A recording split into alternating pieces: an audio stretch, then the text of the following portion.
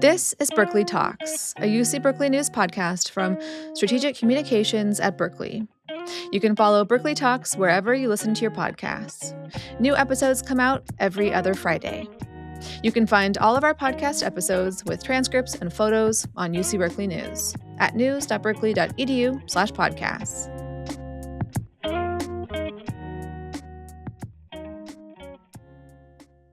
Hello. Good evening, everyone. My name is Marion Fourcade. I am a professor of sociology and the director of Social Science Matrix. And this year, I had the great pleasure of chairing the Berkeley Distinguished Faculty Lectureship Committee for the lecture in social science. And so we're very pleased, along with the graduate division, to present Alison Gopnik, this year's speaker in the series. This series used to be called the Moses Lecture Series, and it's been renamed the Distinguished Faculty Lectures in the Social Sciences.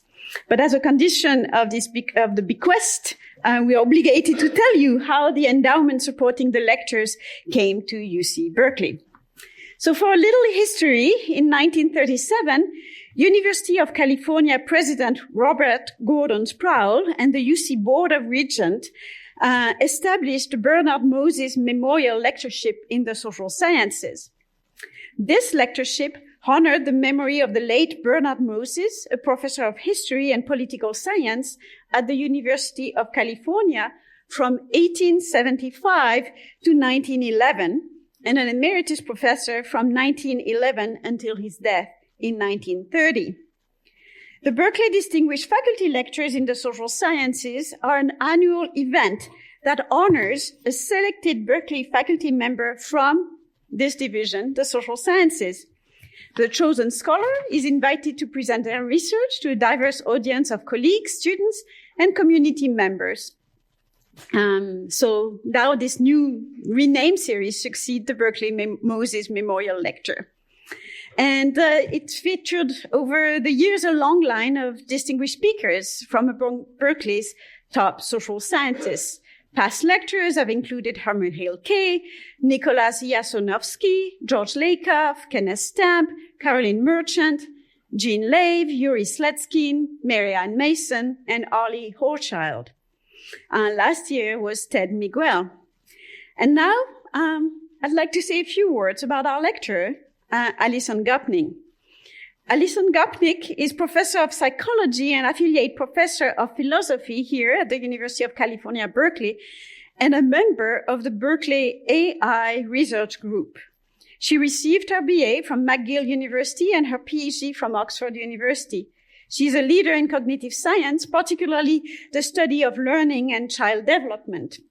She was a founder of the field of theory of mind, an originator of the, quote, theory, unquote, of cognitive development, and the first to apply Bayesian models to children's learning. She has received an unbelievably long list of awards. I'll just mention a few: the APS Lifetime Achievement Cattell and William James Awards, the SRCD Lifetime Achievement Award, the APA, American Psychological Association Distinguished Scientific Contributions Award, the Bradford, Washburn, and Carl Sagan Awards for Science Communication, and the Rumelhart Prize for Theoretical Foundation of Cognitive Science. She's, of course, a member of the National Academy of Sciences and the American Academy of Arts and Sciences, and a Cognitive Science Society, American Association for the Advancement of Science, and Guggenheim Fellow. She was, in 2022-23, she was a president of the Association for Psychological Science, and she has 6 grandchildren, which is probably the greatest achievements of all. Alison is the author of 160 journal articles and several books, including the best-selling and critically acclaimed popular books, The Scientist in the Crib in 1999, The Philosophical Baby, 2009, and The Gardener and the Carpenter, 2016. She has written widely about cognitive science and psychology for the Wall Street Journal, the New York Times, The Economist, and The Atlantic, among others. Her TED Talk has been viewed more than 5.6 million times, including by me. And she has frequently appeared on TV, radio, and podcasts, including The Charlie Rose Show, The Colbert Report, and The Ezra Klein Show. In short, she is Berkeley's finest, and we are very proud to have her give this lecture today. So without further ado, Alison. Thank you so much, Marianne.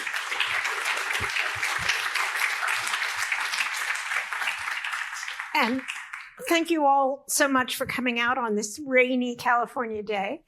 What I'm going to do today is talk about how children manage to learn as much as they do, what that can tell us about how artificial intelligence works and functions, and how thinking about artificial intelligence can let us know something about human development. But I'm not just going to talk about children. I'm also going to talk about elders, which is a new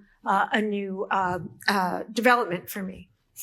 So let me start out with this quote, which is actually a quote from Alan Turing. And this is a nice summary of what I and my colleagues have been trying to do over the past 20 years or so.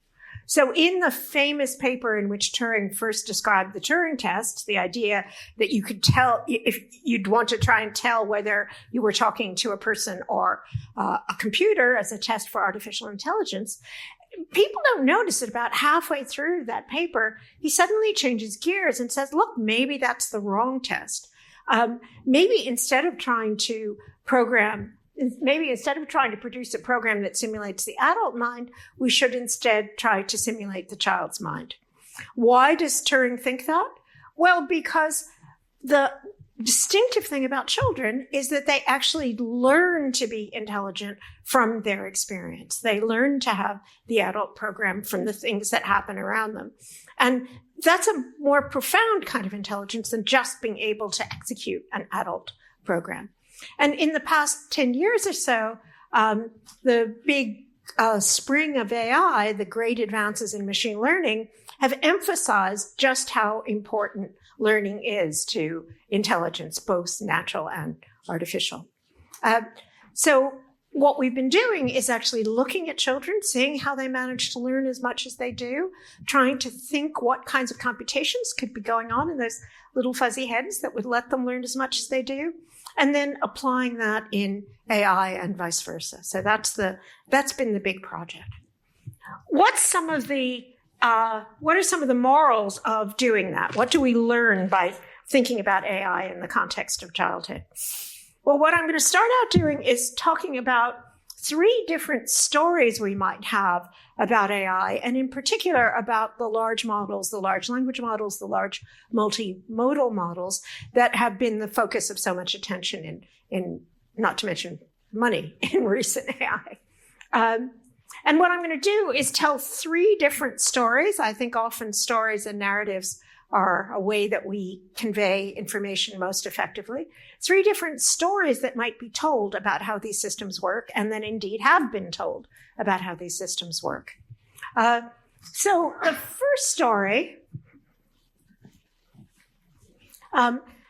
here's the first story, which is the story of the golem. Most of you may know about this as the Rabbi of Prague's story. And I had a wonderful rabbit hole. I guess Tim Tamarini, who's actually here in our Department of Folklore, consulted with me about these stories. And it turns out these stories, the story of the golem, the idea that there's an artificial thing made out of clay, that a magician comes and magically comes to life, that story is found across cultures, across time. It predates the Industrial Revolution, let alone the computational revolution. It even has its own number in the Folklore of Encyclopedia. It is incredibly fun to go and look at the Folklore of Encyclopedia, the Encyclopedia of Folklore. So the story is the rabbi has this non-living thing. He does some magic. It turns into a living agent. And as I say, there's many, many variants of this story, but the TLDR, as we would say in Silicon Valley, is that it never ends well. It's always a bad idea. The stories always end badly. And that kind of picture, the picture that what AI does is to produce this artificial agent analogous to the kind of agents that people are, animals are, is extremely pervasive. I think it's probably the most common picture people have when they think about, when they hear the word AI or when they think about artificial intelligence, including many of the people who are actually making these systems themselves. But as you'll see, I think this is a profoundly wrong way of thinking about how at least the current systems work. It might be the way some system in the future will work, but it's not the way that the large models work. Here's the second story,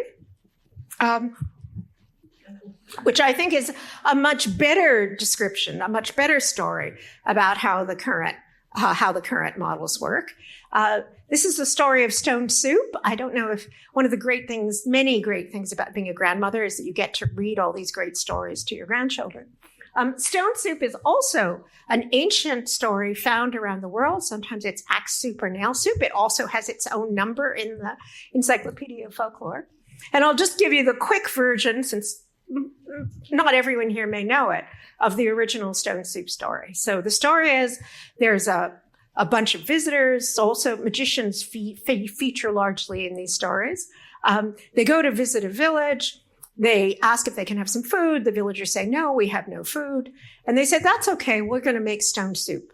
So they get a big cauldron. They start boiling the cauldron. They take out their magic stones and put them in the cauldron. And they say, this is going to be great soup. It would be even better if we had an onion and a carrot, but you can't. We don't have it. So, of course, one of the villagers says, I think I might have an onion and a carrot somewhere, and goes and puts it in the soup. And they say, oh, that's great. This is doing really well. It would be even better if we had when we made it for the rich people, they put buttermilk and barley in, and that was even better. And someone else says, I think I have some buttermilk somewhere. They put that in and they say, when we made it for the king insisted that we put a chicken into the soup. And that was really great. That really made great stone soup. So someone says, I think there's a chicken in the backyard or in there. Go get the chicken. And anyway, you can figure out how the story goes. It's each of the villagers contributes something to the soup. And in the end, there's this marvelous, wonderful soup that everybody gets to eat. I should actually put this in the slides in the children's version of it that I took this from. There's a beautiful double page spread at the very end where the villagers are saying, men such as that don't grow on every bush. And the visitors are saying, it's all in knowing how. Okay, you can probably already guess how this applies to the current models, but here's the AI version of the stone soup story.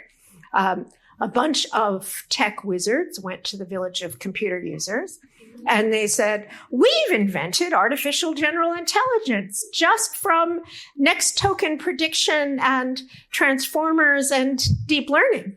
And the villagers all said, that sounds great. That's wonderful. That's very impressive. And they said, yeah, but it would be even better if we had more data. We really need more data to put into this to make it really intelligent. And all the users said, well, we have all this data, all the texts that we've ever written, every picture we've ever photographed. We put it all out on the web.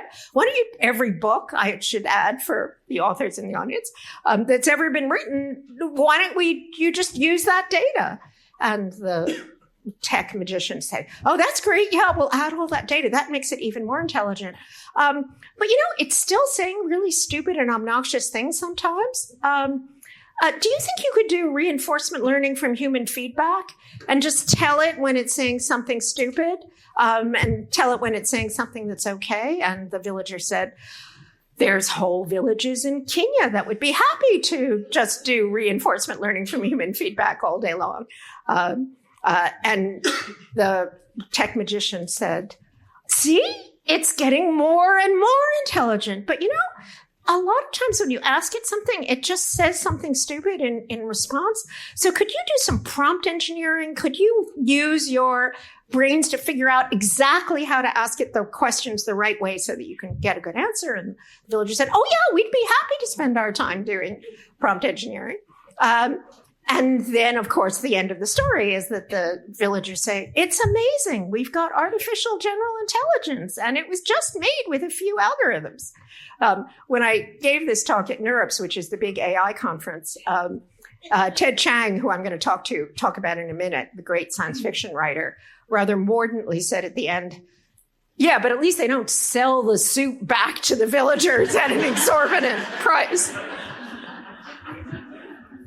Okay, so that's the second story. And I think that that's actually, as we'll see later on, an accurate story about the way that the large models work. They're not independent golems that have developed intelligence.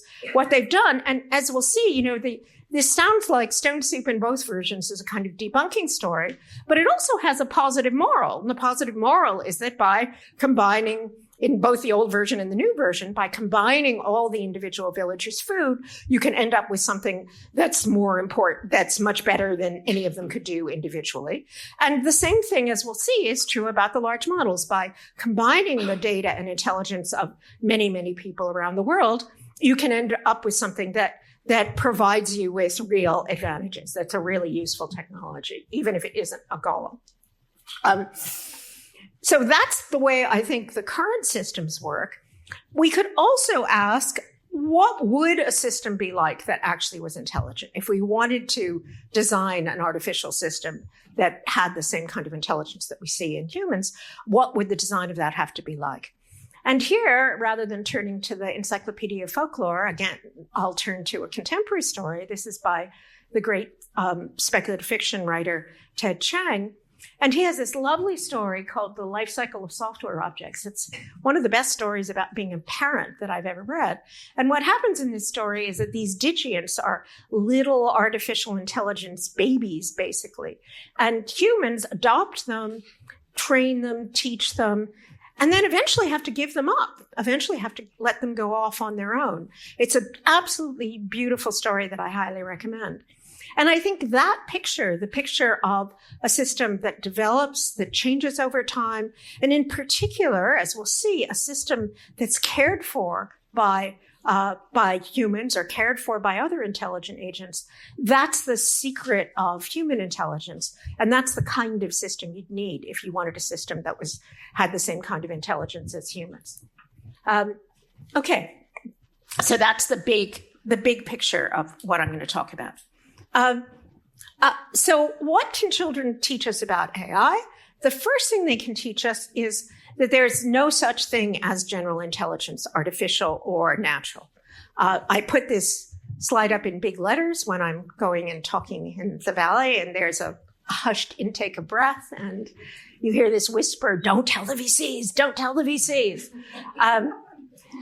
For various reasons, there's a kind of intuitive, what psychologists think of as a kind of folk concept of intelligence, which is like many other intuitive folk concepts. It's a concept of this kind of mysterious essence that some people have more of, some people have less of, some animals have more of, some animals have less of. And if you have more of it, then you're more powerful, and there's an implication that you should be more powerful. That's the kind of picture. It's a lot like pictures of things like our intuitive theory of life or energy, that, there's a kind of energy force that gives us power and lets us get out into the world. And it's incredibly prevalent. I'm not quite sure why, although I have some ideas that we could talk about later. It's hard to dislodge this picture. But if you do cognitive science, you don't see anything that looks like this picture. Instead of seeing this magical force of intelligence, what you see is many, many different kinds of cognitive capacities that are suited to different kinds of goals. And again, it's a little surprising to me that, engineers, for instance, who do this, right, who go out and try and design systems, know that you need to have different kinds of systems for different purposes. And yet they sometimes seem to buy into this mystical intelligence picture.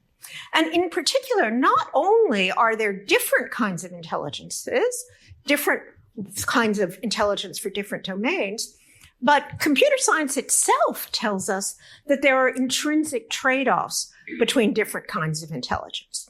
So being very intelligent and effective in one way means that you can't be equivalently effective and intelligent in another way. And the classic example of this in computer science is what's called the explore-exploit trade-off. And I'll talk about that a bit more later on. And what I want to suggest is I'm going to talk about, there's many such cognitive capacities. The ones I'm going to talk about today, I'm going to describe first as the exploitation versus exploration. Exploitation sounds a little mean, but that's the kind of intelligence that actually enables you to go out into the world, to have a goal, to plan, to achieve that goal, to implement actions that will achieve that goal. And that's a really important kind of intelligence. But it's in intrinsic tension with some of these other kinds of intelligence, in particular exploration. Exploration is not about trying to accomplish any goal. It's about trying to figure out what the environment around you is like. And if you do that in the long run, you'll be better at accomplishing your goals. But in the short run, as we'll see, that can often take you away from accomplishing your goals. It can be dangerous, or it can lead you away from things that are actually useful for you.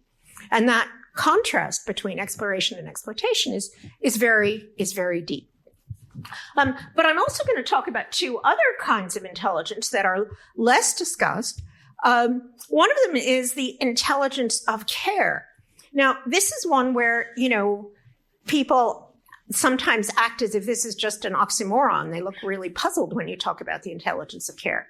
But we'll see that the very distinctively human capacity to have one agent who actually helps another agent to accomplish their goals requires a really specialized set of cognitive capacities, which have been much less studied than other cognitive capacities. I'll talk about that a bit later on too. And the third kind of intelligence is transmission. So one of the things that's distinctive about human beings is that we can get information from each other. And we can accumulate information over many generations and transmit information from one person or one generation to another. And again, you can see how the transmission and exploitation and exploration can all be in tension with one another. Because what you want for transmission is to adopt the information or the characteristics of the people around you, particularly previous generations. But that can be in real tension with the things that are most useful for you or the things that are most true, which is the sort of objective function of exploration. So trying to match, trying to extract information from others, trying to find the truth about the world, and trying to act effectively in the world, and indeed trying to act to care for other people, those are all require distinctive cognitive capacities that are in tension with one another. How do we resolve these trade-offs between these different kinds of intelligence? Well, what I've argued is that a way of thinking about the way that we resolve these trade-offs is thinking about a different idea, an idea that comes from evolutionary biology. In fact, it's very central to evolutionary biology. And this is the idea of life history. So what's life history? Life history is the way that an organism develops, how long a period of childhood it has, how often it reproduces, how long it lives overall. It's sort of developmental profile. And it turns out that in evolution, very often what's being selected for is one of these life history characteristics rather than just, okay, now this adult form is going to have a particular characteristic or morphology. And if an Alpha Centauran biologist came down to Earth in the Pleistocene, she wouldn't see big differences between the humans who were scampering around on the veldt and all the other primates. They sort of look fairly similar, maybe with the exception of language. But she would immediately notice the extremely bizarre human life history, which really looks different from any other life history. And this picture is a really nice illustration of this. You can see in this picture that there are three children, all from the same family, who are under 4. And these children are immature. They need to be taken care of until really late. So even in forager cultures, children are going to be, chimps are consuming as much food, producing as much food as they're consuming by the time they're 7. Even in forager cultures, they aren't doing that until they're 15. And my son is 37, and we support our children for a really long time. And certainly, as you can see in this picture, the 4-year-old oldest child is still requires a great deal of care and needs to be taken care of. The other thing is that humans have shorter interbirth intervals than other primates. So that means that every 2 years or so, in a situation where we're not using birth control, we have another baby. So not only do we have these immature babies, but we stack up these immature babies. We have a lot of these immature, helpless creatures who need taking care of all the time. And if you look lurking behind those 3 beautiful grandchildren, there's a postmenopausal grandmother. And the postmenopausal grandmother is another weird part of human life history. So human women, as long as we've evolved, have lived past their fertilities. So, menopause comes in around 50, and women have always lived until 70 or so, if not necessarily as long as we live now. And that's true even in forager cultures. And although it's not as dramatic for men because we don't have the equivalent of menopause, men also are living for that extra 20 years. So we have this extended period of elderhood at the end of our developmental period. So both of these things seem sort of paradoxical from an evolutionary perspective. Why do you have these children who are so needy, who require so much investment for so long? Why do you have these postmenopausal grandmothers who aren't reproducing anymore, but are still living and consuming for another 20 years?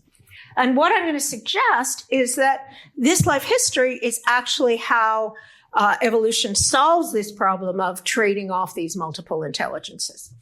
So all creatures are going to exercise these intelligences at some point or other in different kinds of ways everyone at every stage of development is going to exercise these capacities. But I'm going to argue that children in particular seem to be very well designed, as it were, to be explorers. And that's what they do. That's what they do best. Your ordinary, 35-year-old adult seems to be really well designed to actually go out into the world and do things. And the elders, those post-50-year-olds, seem to be particularly involved in care and in cultural transmission. So the argument I'm going to make is that these different intelligences trade off against each other in the context of this extended human life history. Now, to go back to the folk theory about intelligence, one piece of that folk theory that you hear a lot from 35-year-old philosophers and psychologists and AI guys is that this mysterious intelligence has its peak around 35, and development is just kind of, getting to the point of the 35-year-old intelligence. It's just trying to reach that point. And then aging is just falling off from that peak of intelligence. But that doesn't make very much sense from an evolutionary perspective. Instead, this picture about trading off different intelligences, I think, is a better picture. As you can probably already tell from that sentence, I used to be a bit snarky about the 35-year-olds and their belief in their superior intelligence. But now that I have 3 children in their 30s, who all have children that they're raising themselves, I basically feel like, oh my God, those poor 35-year-olds, they're just cursed. They have to go out and do all these things. They have to find mates. They have to find their way in the pecking order. They have to get resources. And the children and the grandmoms are having all the fun. We get to tell the stories, figure out the narratives. I can testify, my sister is here. We spent all day playing with our 2-year-old, playing with a 2-year-old. The way I put it sometimes is that basically we're human up till puberty and after menopause. And in between, we're sort of glorified primates doing all the things that primates do. So if the 35-year-olds want to think they're smart, that's fine. I'm willing to give them that while the grandchildren and the kids are having all the fun. Okay. So let me try and justify this argument. And let me start out. I'm going to start out by talking about exploration.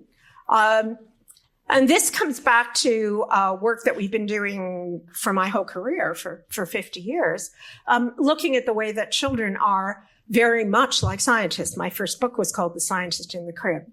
And in particular, what we've done is look at how children learn about the causal structure of the world. How do children develop intuitive theories of the world around them? And we use this as our little box, the Blicket detector. It's a little machine that lights up. And we can show children different kinds of patterns of data on this machine. And then we can see what conclusions they draw about how the machine works, just by getting them to do things like make the machine go. And to a remarkable degree, it turns out that even very young children, 4-year-olds and younger, can rationally perform this kind of causal learning and causal inference. And they seem to do it implicitly using a lot of the same kinds of formalisms that are used in AI, for example, in computation, which is kind of impressive, and in philosophy of science to characterize scientists. So I won't go through this whole list. This is a review paper that's in Nature Reviews. But they are really, really, really good at solving these kinds of problems and can do much more than we ever would have thought was possible. How do they manage to do all of this? So as I said, we get some hints from formalisms like Judea Pearl's causal inference work, or thinking about this as Bayesian hypothesis testing. But none of those accounts really seem to give you a satisfying story about how all this learning is possible. And what we've been doing most recently is looking at something that we probably should have looked at in the first place. When we first started doing the work with the Blicket detector, the biggest problem with the Blicket detector was keeping the kids away from it. Because as soon as you put it in front of them, what they wanted to do was play with it themselves, try things out, experiment, figure out what was going on. And literally, we had to tell them, okay, when we've finished showing you all the data, then you can get to play with it yourself. And that should have been a clue that the children were experimenting, and they were exploring. They were actively learning. They were playing. When adult, we know that for scientists, this kind of active intervention in the world in order to get new data is absolutely crucial. It's the crucial thing to science. It's experimentation. When 2-year-olds do it, we call it getting into everything. But we have a lot of evidence that, in fact, the 2-year-olds are doing things that have the same kind of character as scientific experiments. And the question is, could we design exploratory AI agents that are using similar kinds of techniques to the children? As I mentioned, part of the reason for wanting to do this is this explore-exploit trade-off, where in order to be able to exploit in the long run, you have to be able to explore in the short run. You have to be able to go out and do things that might not look very useful, but that will enable you to learn more. And as I mentioned before, thinking about this life history, there's quite a lot of, so let me backtrack for a minute. The way that this trade-off is resolved in computer science, for example, and across a wide range of different kinds of theories, optimality theory, other things, is by starting out with a period of exploration where you can look very widely across a high-dimensional space, figure out how the space works, and then narrow in, cool off in something that's called simulated annealing to just narrow in on a particular hypothesis and then use that to actually act. And if you look across many, many different species, you see this striking relationship between how long a period of immaturity, how long a period of childhood an animal has, and anthropomorphically, how smart the animal is, how good the animal is at learning, how good it is at figuring out new environments and adjusting to them. And the poster animals for this are actually birds. So if you compare, our friend the domestic chicken is mature in 2 weeks, and it's basically really good at pecking for grain, not much good at doing anything else. In contrast, this is a New Caledonian crow, and crows, corvids in general, and especially these New Caledonian crows, are as smart as primates in lots of ways. This is one using a stick. Remember that stick. And they are fledglings for as long as 2 years, which is really long in the life of a bird. And as you can see, this is a very general relationship. Why would that be? Why would you see this relationship between immaturity in the young and intelligence learning in the old? Well, the thought is that a lot of the things that are features from the explorer perspective are bugs from the exploit perspective and vice versa. So things like being noisy, both literally and metaphorically, doing a lot of random things. Those are things that are really good if what you're trying to do is to explore the world around you. Not so good if you're actually trying to act in an effective way. And that's true about a lot of other properties like risk-taking, being impulsive, playing, being insatiably curious.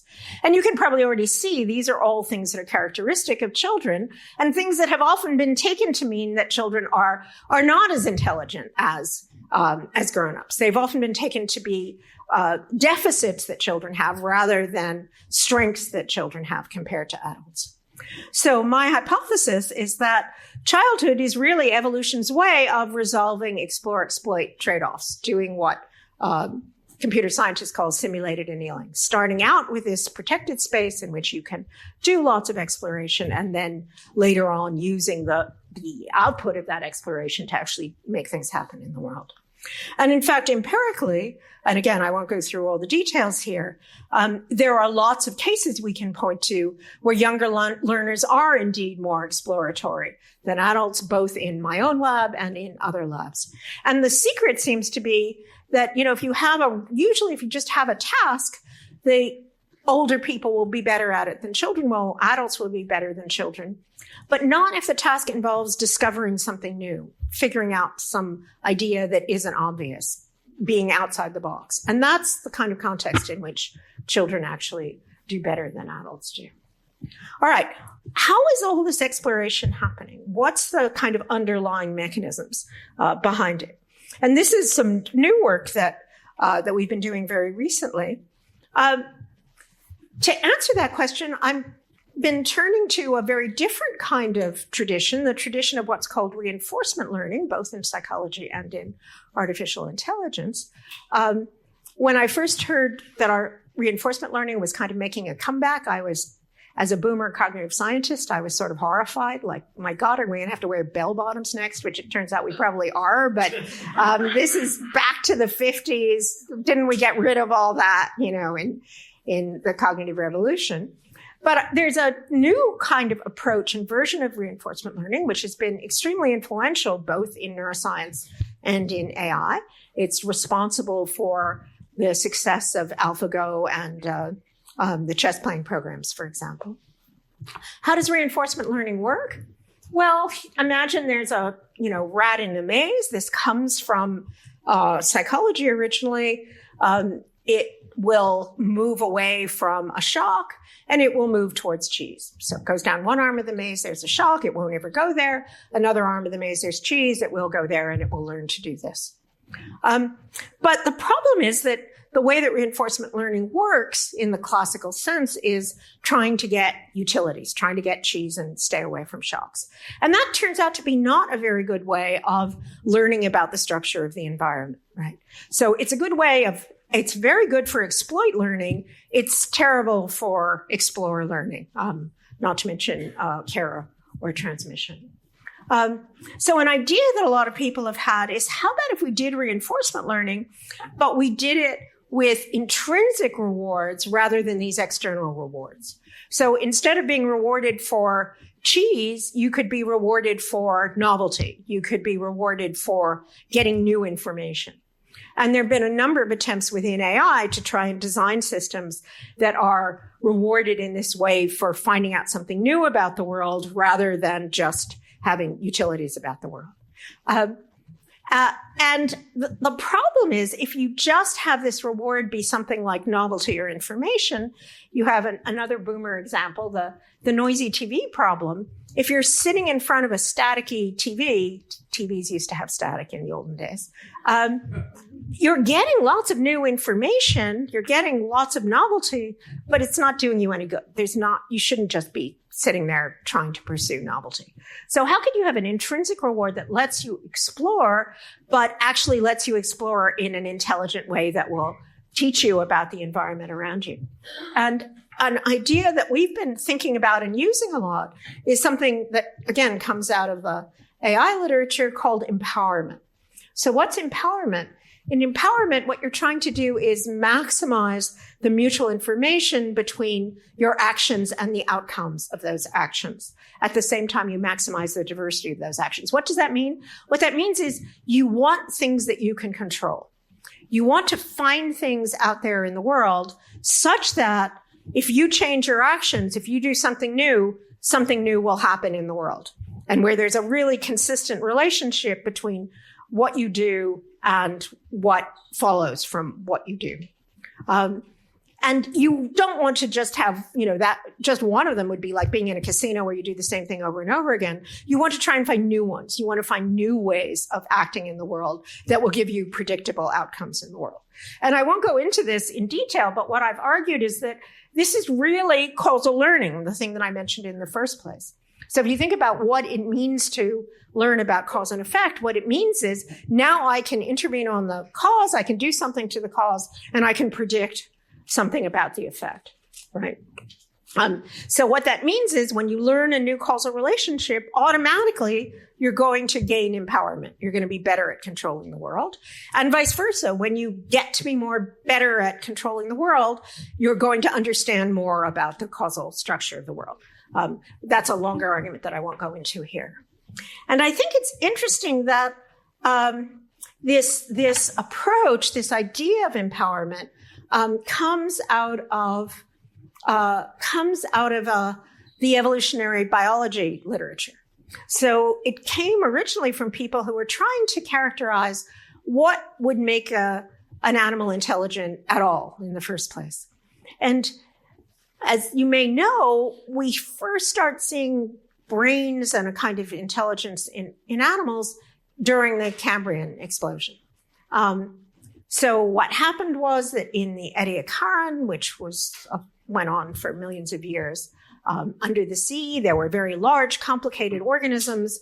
They lived a happy life, filtering out little food from the ocean and reproducing and doing all the things that living creatures do.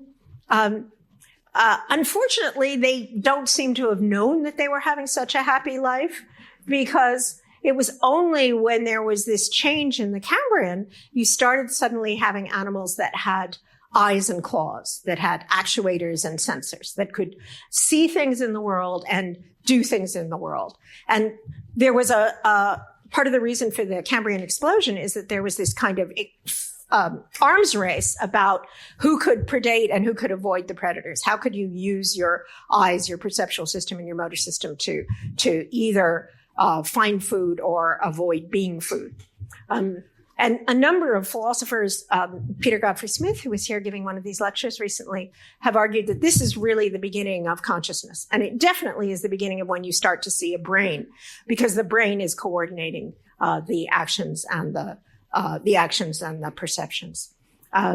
It's a kind of sad thought that when things were nice and tranquil, we didn't experience it. And it's only when we get hunger and fear that we are conscious, but so it goes. And when you start thinking about development from the perspective of empowerment, you see empowerment all over the place, especially in very young children. This is work that was actually done back in the 70s by Carolyn Roby Collier. And interestingly, she was trying to show whether babies could be operantly conditioned or not. And what she did was tie the baby's leg to a mobile. And what happens is when you do this, a 3-month-old starts kicking wildly to see if the mobile will work. But she doesn't it's not just a kind of reinforcement learning where she just wants the mobile. If you just do the mobile yourself, then the baby's not really interested in it. And what she'll do is kick for a while and then stop kicking, which is not what you'd expect from reinforcement learning, look up at the mobile, then start kicking again to see what's happening with the mobile, then start waving her arm to see if that will make the mobile go. And perhaps the most significant thing is giggle and laugh all the time that she's doing this, right? Babies just love this. And Carolyn Roby Collier in this paper said, it looks like the reward is the contingency itself. It's not the outcome. It's the very fact that you can control. And what that means is that these babies are seeking empowerment. They want to be able to go out in the world and do things that will lead to particular kinds of outcomes. Now, one of the things that's wonderful about being a grandmother in 2025 is that you get cute videos of your grandchildren every morning. And this is Kit, who's in this video was just a year old. And his grandfather is a really accomplished musician. He's playing the piano, and he's given Kit this xylophone to play with. And here's what happens. First, Kit takes the mallet and bangs it against the bars. And then he decides to try using the stick end to see the sound that the stick end makes. And then he tries the mallet again. And then he tries his fat little hand, which of course doesn't make any noise at all.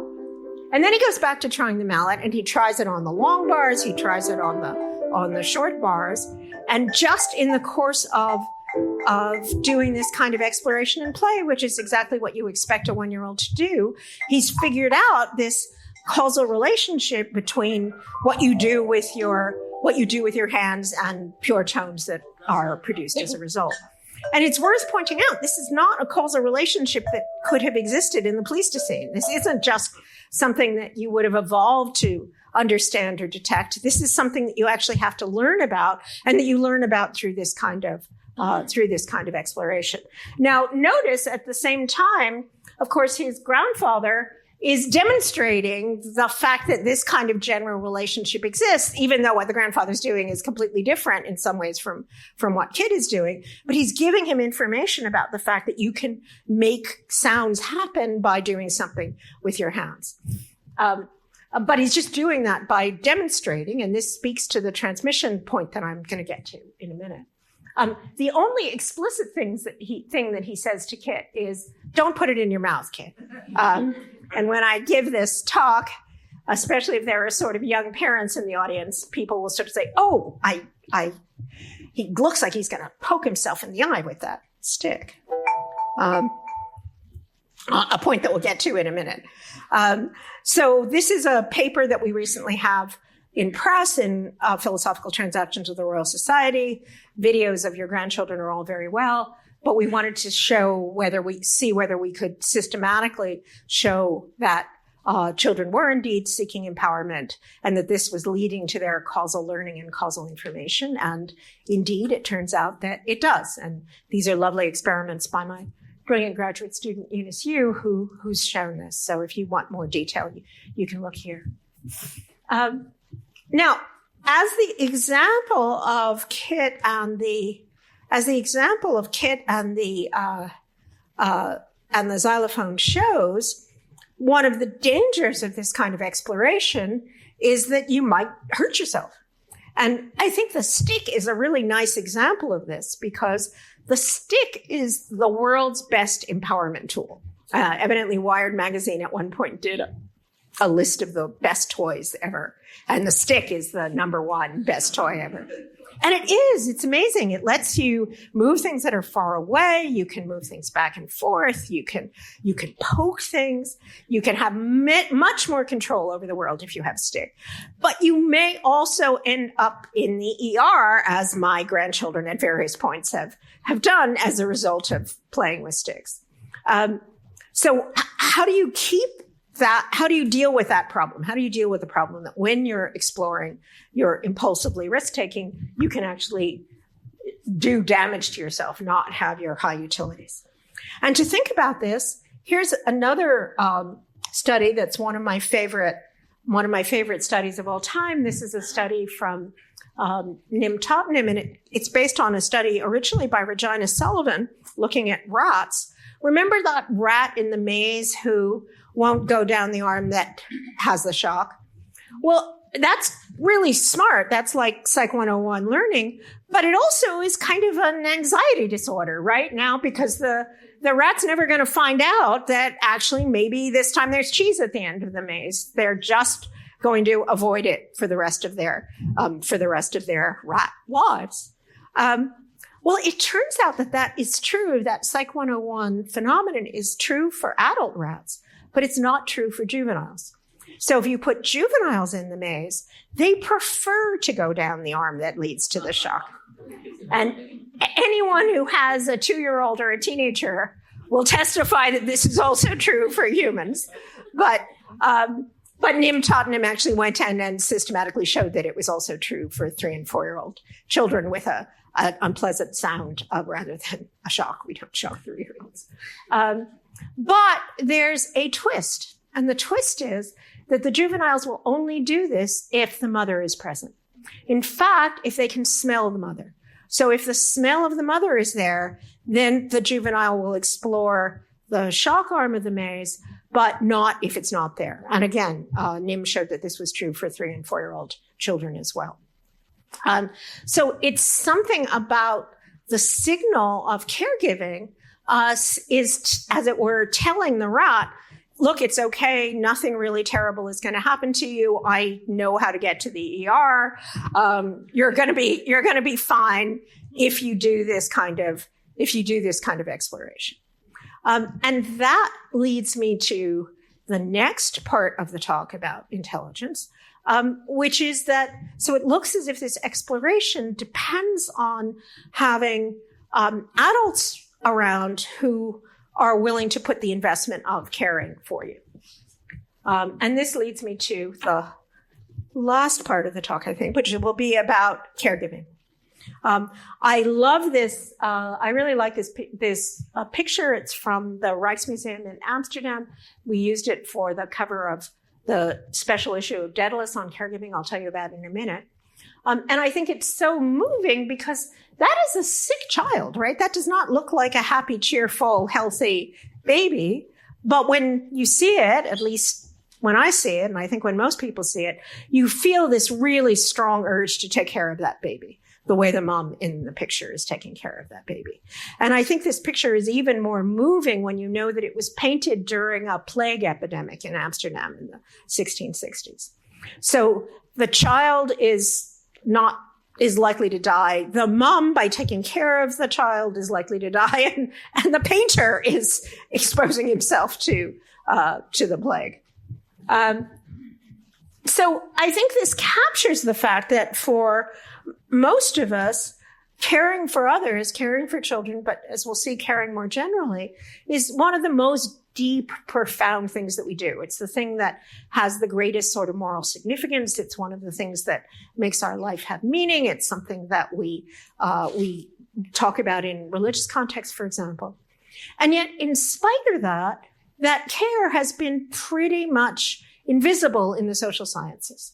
So in economics, for example, it doesn't show up in the GDP. So it doesn't count as being productive labor. In political science, nobody talks about the way that you're caregiving. The unit is the family, and the thought is that caregiving is happening within that unit. In moral philosophy, for Christ's sake, which is supposed to be about our moral intuitions, it's almost impossible to find something about moral intuitions about care. In moral psychology, they talk about hierarchy and justice, nothing about caregiving. Margaret Levy, who's a political scientist, and I have been involved in this project together. And at one point we sort of said, is there anything that all the people who've done this work have in common that could explain why there's nothing about caregiving? And we finally said, they're tall. That's it. They're really tall, so they don't see the children who are around at their feet. So what we've been doing, and this just came out for the last 3 years, actually funded by Templeton, is to try to advance the idea of a social science and a cognitive science of caregiving. And by the way, in the 70s, there was some feminist work about ethics of care, but it basically just said the same thing that I just said, which is, why hasn't anyone thought about this? But in mainstream social science, there hasn't been very much work kind of doing the job of working out how caregiving works. And that's essentially what we're doing now. And again, that's particularly puzzling. So this is a special issue with contributions from sociologists and political scientists and economists and psychologists thinking about caregiving, and philosophers thinking about caregiving. And this is especially puzzling because we go back to that life history. As you might expect, that life history of extended childhood goes with a more parental investment. So if you look across very different animals, these are marsupials. On the one hand, this is the quokka, the world's cutest little animal, both in its name and looks. On the other is the Virginia possum. The quokka has one baby at a time that lives in the quokka's pouch, and both the mother and the father take care of the baby, and the baby stays in the pouch for a year. The possum has big litters of babies all at once. The biological mom is the only one who takes care of them, and they're mature within a month or so. So I think we may often feel a little more like the possum than like the quokka. We could all use more backlighting in our lives. But in fact, of course, humans are much further out on that distribution of high levels of investment. So we have what I think of as the investment triple threat. We have pair bonding, which is very unusual among mammals. We have fathers who are involved in taking care of babies and indeed taking care of their spouses at the same time that they're, as well as mothers. We have what the great anthropologist Sarah Hrdy calls alloparents, people who are not biological kin, but are still involved in taking care of children. And that's been true since we were in forager cultures. In fact, it's more true in forager cultures than it is in our contemporary culture. And we have my personal favorite, grandmothers, those postmenopausal grandmothers. And there's really beautiful work showing that especially the survival of the toddlers really depends on the grandmother's contributions. And of course, we also extend these care relations beyond just children to our partners, to elders, to an interesting example that I try to use when I talk about this with tall people is students. Your graduate students are in a care relationship to you, patients. Those are all examples of contexts in which we extend this kind of idea of care. And arguably we can extend it to non-human animals, to the planet, to, as the Buddhists say, all sentient beings. But caregiving, there's a reason why caregiving hasn't shown up in the social sciences.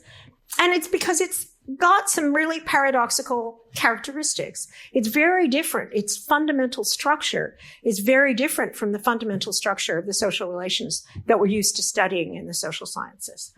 So a way that I've tried to conceptualize this, a sort of analytic philosophy / computational way, is think about two different agents. One agent has more resources and goals than the other agent, than agent B. What happens? They've got different resources, they've got different goals. What's going to happen in their social relationships? And the idea that's central to economics and political science goes back to Hobbes or even further back, is that what will happen is that they'll have a social contract. They'll exchange resources in order to accomplish each other's goals. And this is really good. It gets them out of prisoners' dilemmas. It lets them thrive. And you could argue that democracy, markets, all sorts of institutions implicitly or explicitly involve this kind of social contract. Another thing that can happen is that they just pool all their resources and goals, so they just become a single unit, as it were, a single community. Another thing is that the one who has more resources could just get the one who has fewer resources to accomplish their goals. So they'll the golden rule is that he who has the gold makes the rules. That's that kind of power relationship. And again, people in the social sciences have talked at great length about how these power relationships play out. But here's the thing that's so weird about caregiving. In a caregiving situation, the agent who has more resources actually donates those resources to trying to pursue the goals of the agent who has less. And they do that just because that agent has fewer resources. So just because the baby is helpless and needy, we try to accomplish the baby's goals, which makes it really different from these other kinds of relationships. And I would argue that even if you think about something like caring for the dead or caring for the planet, what makes it care is that it has this kind of structure. But you could also ask, like, what is, when you say that the carer is trying to pursue the recipient's goals, what are those goals? Well, sometimes they might be objective utilities, as the economists say. You make peanut butter sandwiches. Again, my sister and I spent a lot of time making toast and jam for the 2-year-old today. Sometimes it's actually subjective utilities. So it's not what you think would be best, but what the other agent thinks would be best. We did end up giving more ice cream to our 2-year-old today than probably would be in her objective interests, but which very clearly indicated as a strong subjective utility for her. But I think the thing that we do most of all is that we maximize their empowerment, to go back to the empowerment idea for exploration. So what we really want to do is make the person that we care for have enough resources so they can determine their own goals and then be able to go out and accomplish their goals. Not necessarily the ones we have for them, not the ones that we have, not the ones we have, not even the ones that we have for them, the ones that they actually develop themselves. So going back to that idea of empowerment, agency, control, I think what care fundamentally does is give agency to another person, to someone who's actually being cared for, give them this kind of empowerment. Okay, I'm almost through here. The last thing to say is that very often, what I want to suggest is that even though all of us can do this, there's some evidence to support this, that this is very much something that elders do, whether they're taking care of children themselves or whether they're just taking care of the next generation, passing information on to the next generation. It's something that faculty do, as I said, for students or for junior faculty. And the elders also seem to have this niche of cultural transmission, of passing on information from one generation to another. I mentioned that we're the only primate that has postmenopausal grandmothers. There's one other mammal that we know of that has postmenopausal grandmothers, and that's the killer whale, the orca. And what's distinctive about killer whales is that they have cultural traditions, and they pass on information about food types, for example, from one generation to another. And especially when food gets scarce, the grandmothers, they have postmenopausal grandmothers, and the grandmothers are the ones who lead the pod to, here's where there was food 30 years ago. So it seems as if the role that these postmenopausal grandmothers are playing, as well as being the care role, and you can show that the pod is more likely to survive if there's a grandmother there, is also this cultural transmission role. And if you look at that grandmother in that picture, I didn't realize this, I just love this picture. But when I started thinking about cultural transmission in elders, what that grandmother is actually doing is reading a 100-year-old copy of Winnie the Pooh to her grandchildren, because this is a grandmother who likes to collect old children's books. But I think in general, what the kinds of songs and stories and recipes for us and for the killer whales are the kinds of things that grandmothers and grandfathers are passing on culturally. So I think I'm going to skip over the AI part, but the general argument that I've made, like I can show you let me show you the paper, is that the best way of thinking about those large models, the stone soup models, is that they're another method that we've invented for, here we go. They're another method that we've invented for passing on information. So they're kind of a weapon of the grandmothers. The same way that things like language itself, pictures, writing, print, libraries, those are all technologies that we've developed that enable this process of cultural transmission to take place. That grandmother is reading a book. And reading a book is a really distinctive kind of cultural transmission. And what we've argued in this paper in Science is that we should think about large models as being the latest example of those kinds of cultural technologies. So I won't go into detail about this, but again, as in the stone soup example, That's for good or for ill. New cultural technologies like print or Wikipedia can have wonderful consequences, like the Enlightenment. They can also have terrible consequences, like the French Revolution. And I can talk about that a bit more if people want to later on. And I think the right way of thinking about the large models is that they're the latest iteration of this kind of cultural technology. Okay, last thing. So I was been talking about care and how fundamental care is for human intelligence. How about artificial intelligence? Go back to that beautiful Ted Chiang novella. One of the things that people talk about with artificial intelligence is what's called the alignment problem. How is it that we can coordinate the goals of an artificial system and our own goals, make sure that they have good goals, not bad goals? The paperclip apocalypse is you tell them to make paperclips and they turn the entire earth into paperclips.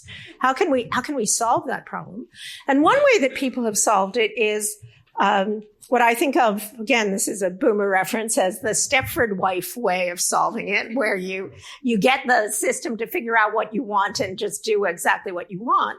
But of course, every time we have a child, we face an alignment problem. Every time we have a new generation, we face this problem of they're going to have goals that are different from ours. We want them to have goals that are different from ours, but we want them to be good instead of bad.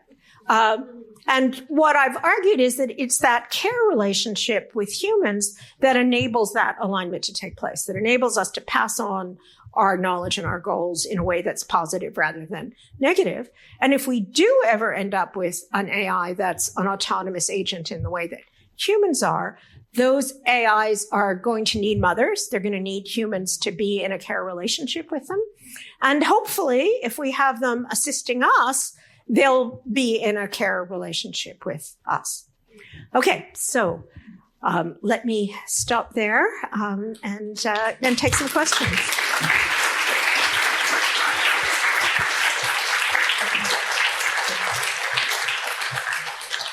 Thank you so much, Alison. That was delightful, incredibly substantive, and also wonderfully entertaining. So the best. So that's grandmoms. That's what grandmoms have to do. So we have a microphone. If you have a question, please come up to the microphone. And then in about 10, 12 minutes, 15 minutes, we can go out and have some food. So please come and ask your questions directly here. Well, what does it mean to have an AI goal? I mean, how can we instant state goal seeking in AI? I'm just wondering how that would work. I mean, because goal implies will, and will implies intention.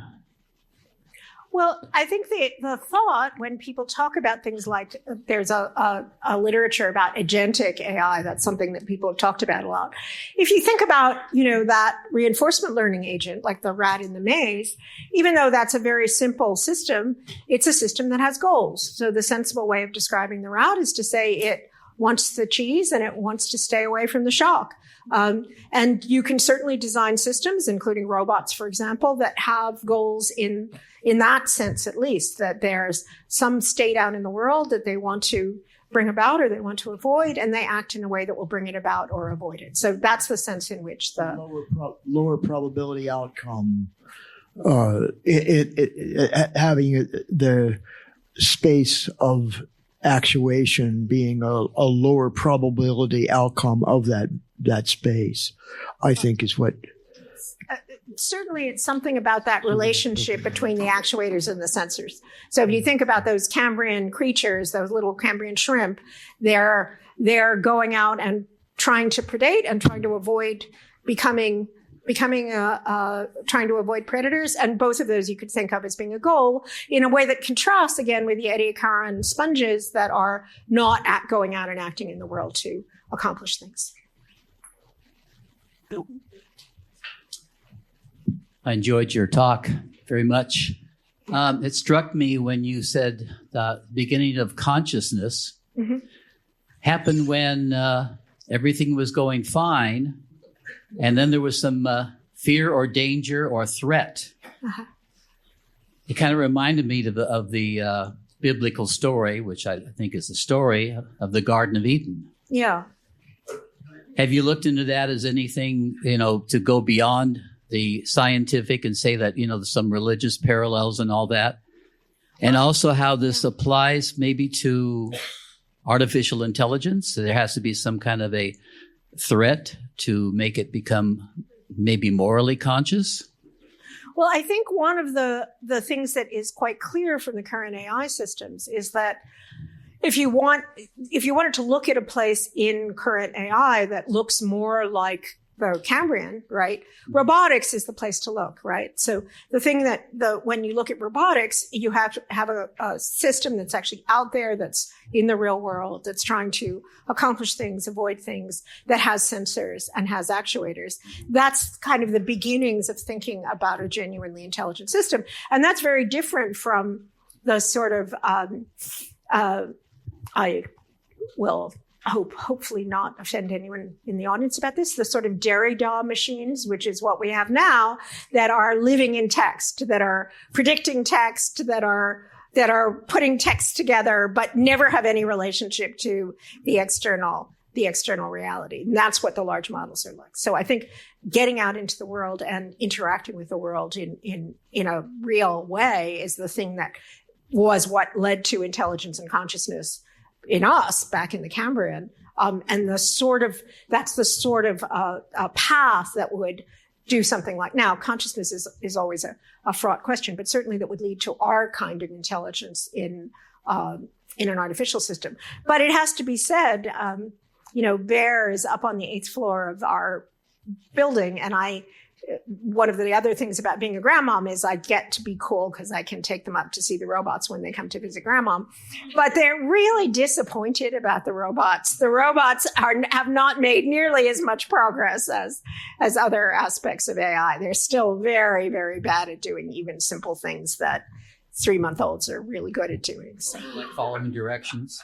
Yeah. I mean, are they rebellious?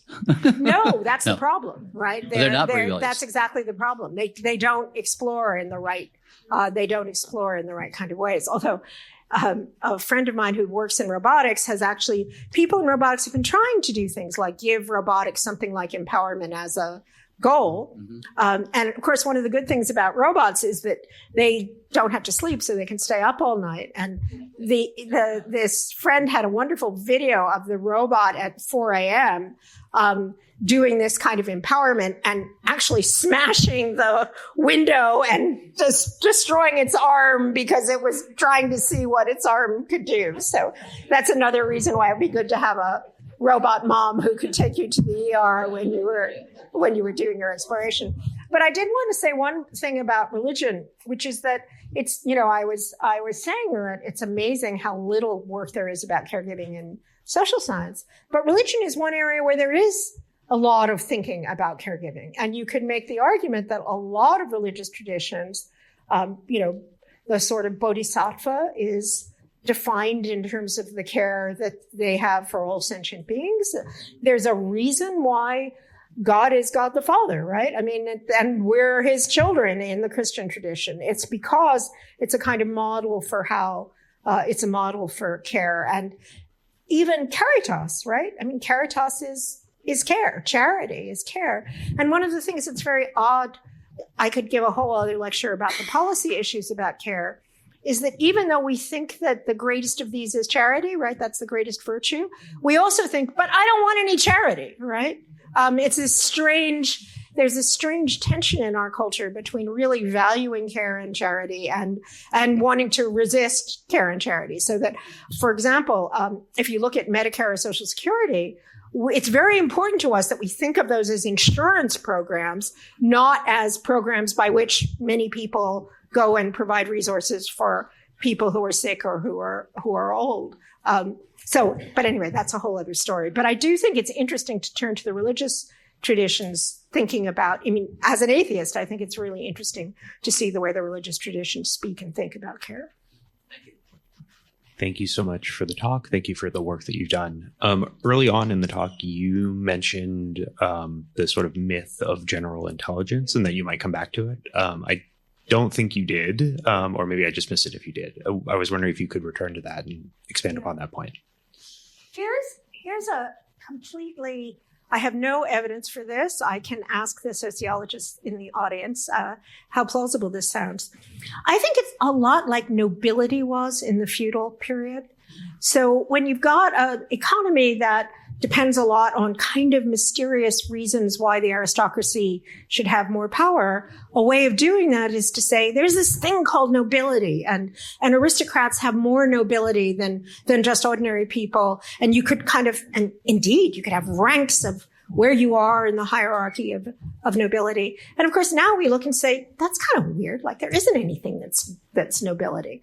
And my suspicion is that in an meritocratic information economy, intelligence kind of serves the same function. It's something that you use as an indicator of how and where you should be in the economy or in the pecking order. It's very strange because if you think about an evolutionary perspective, for example, intelligence is all about homeostasis. Intelligence is about how an organism maintains itself through environmental variation. It is not about going out and dominating the world or dominating other organisms. So this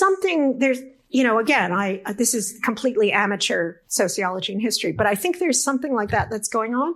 The other thing that's going on is, as developmental psychologists can tell you, this picture of there's an essence, there's some force is very natural to people. And again, when kids are about 4 or 5, they get the idea that there's this kind of life force. And if you have a lot of it, your arms will grow longer. And if you don't have a lot of it, you'll get sick. And that's a very natural way of thinking about life, even though we know that and was true up until the 19th century. We had people thinking about élan vital and worrying about it the same way people think about consciousness now. So I think it's a combination of this very kind of natural folk tendency to think in terms of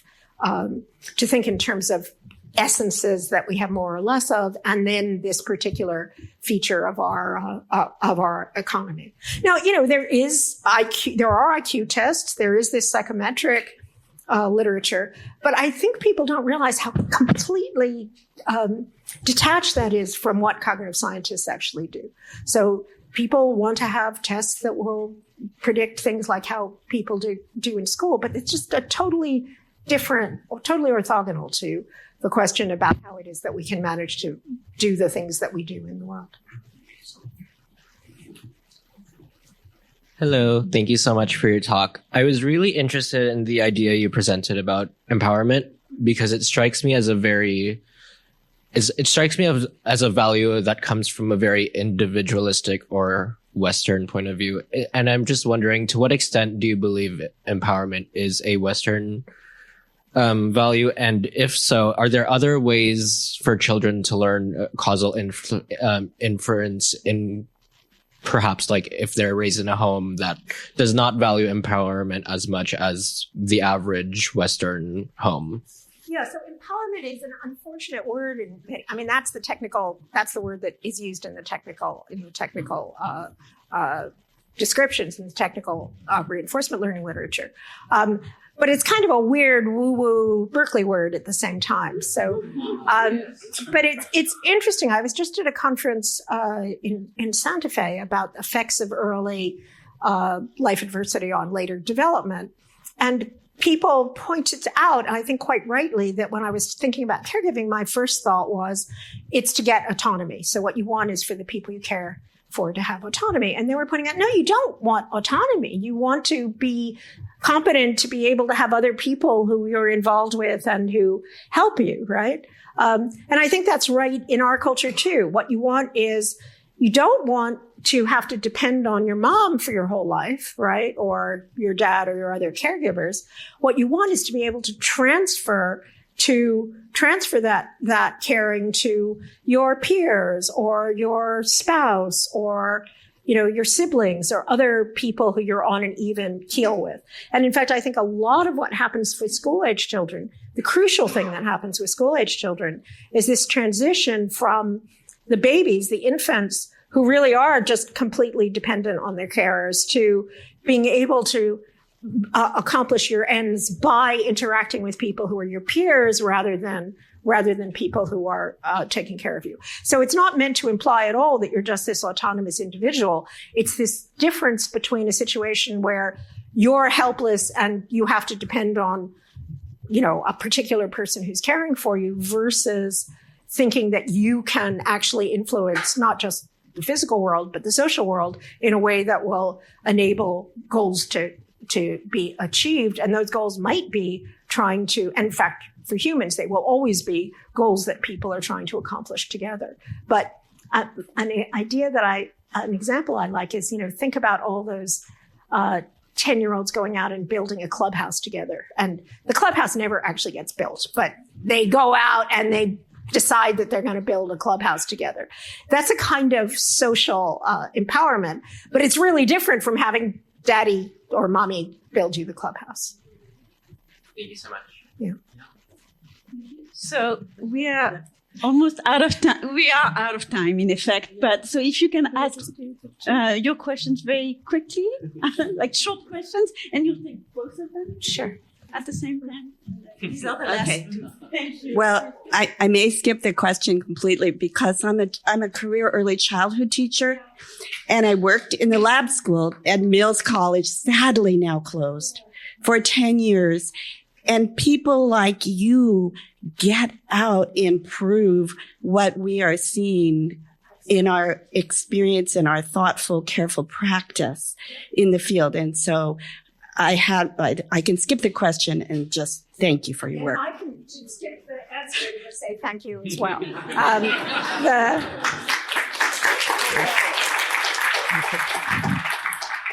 Hi, Alison. Thank you so much for your talk. I really enjoyed it, and your work has been really inspirational for my research. My question is this. Okay, so you mentioned a few examples about learning and intelligence, such as like the mouse with the cheese and the shocks and the Cambrian explosion, etc. All of those involve organisms that have bodies, they have mortality, and they have like this drive to survive. How might you speculate that AI might develop an actual intelligence when it lacks both a body and mortality? Yeah. I think that's a very good question. My impulse, I'm not sure, there's this kind of embodied inactive idea about those are the things that you need for AI. And that's what I was saying about robotics. It's hard to imagine how you could have an agent operating in the world, finding out about the world, acting on the world that wasn't embodied in some sense. But I have thought about, if you could have a large model that could ask questions, for example, and that wasn't just asking questions because someone had told it to ask questions, but really wanted to know the answers and could change its representations based on the information that it got out in the world. So you could have a kind of Derridian textual creature that was curious about an external reality that wasn't just the reality of its own texts. And something like that might be an example of something that wasn't embodied in the way that we typically think, that wasn't mortal, but that was tracking what was going on in the external world. And you might think that in that paper that I mentioned, Henry Farrell, who's a political scientist, uses the example of things like markets and bureaucracies. And they're really interesting examples because markets aren't embodied, right? They don't have bodies, but they definitely track what's going on in the external world in some important way and influence what's happening in the external world in some important way.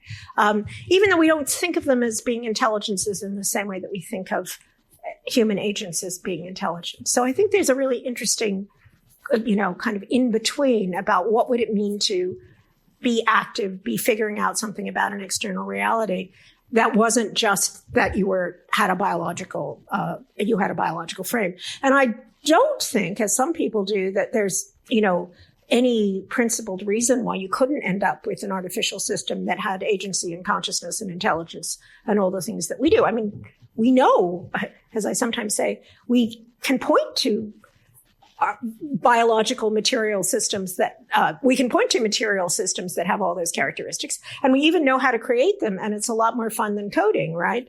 Because every time we have a baby, we have a new system that's a physical system that can do all of these things. So, but I think there's a long and interesting question about what the relationship between those are.